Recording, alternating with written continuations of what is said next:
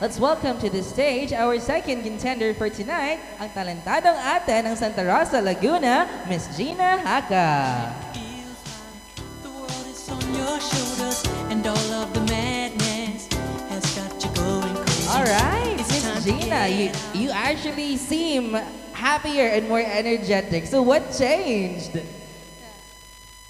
same, still the same. Okay, still the same. I would like to believe that the comments that the judges gave you for your previous performance actually gave you the confidence that you need. Don't you think so? Yeah. All right, so are you ready for your second song of the night? Yes, I am. So if you were to describe your song in one word, how would you describe it? Wag naman sana yung title, Miss Gina. How would you describe your second song? It's like ano po, ayaw ko pong, tawag dito. I don't want to miss a thing po. Kumbaga, Okay, she doesn't want to miss a thing. And let's see if she will or she won't. Once again, ang talentadong ate ng Santa Rosa, Laguna, Miss Gina Haka.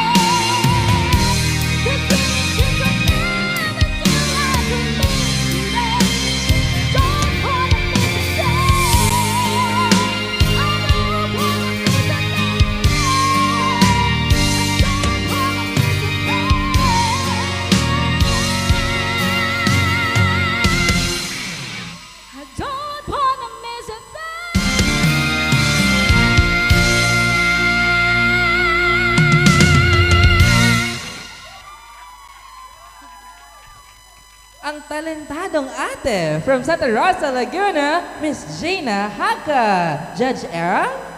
Alright, hello Gina! Ano ba yan? Ang galing. Much better than the first song. Okay, the first song in the first round. Napawaw mo kaming lahat. Hindi ko alam kung kaninong version to, but then... Regine po. Regine?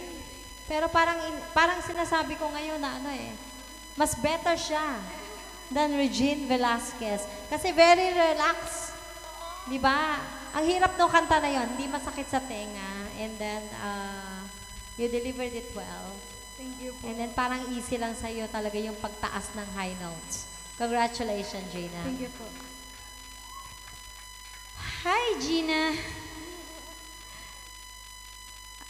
Keep it up, the good attitude of, accepting the criticism, taking it as a positive criticism for you last time at the preliminary edition for your batch. You were advised to have a good song choice. And you followed it, and it's really a good attitude for a performer like you. And wala akong naisulat, kundi wow. Thank you po. That explains. Just wow. Congratulations in advance. All right, and I just had to share, with what Judge Ernest said, because Miss Gina, I hope it's okay, almost did not make it to this round, but because the judges saw her potential, they gave her this chance, and I feel like judges that she did step up to the plate tonight, right? Congratulations once again, our talentadong ate from Santa Rosa, Laguna, Miss Gina Haka. Okay, and the performances will just keep getting better and better because once again, here at the One Resto Bar, the brightest lights shine even brighter and Filipino talent is grown, shared, and nurtured with the world.